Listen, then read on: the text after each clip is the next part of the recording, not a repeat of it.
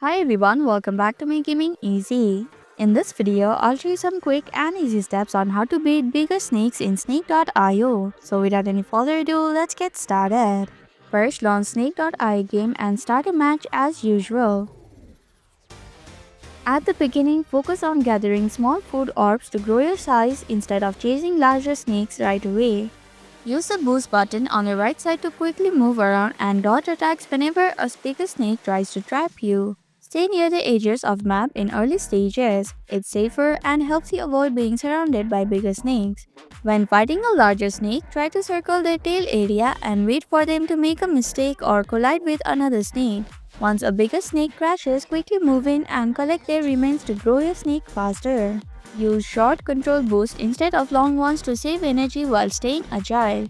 Be strategic. Sometimes it's smarter to bait bigger snakes into tight corners or obstacles so they trap themselves.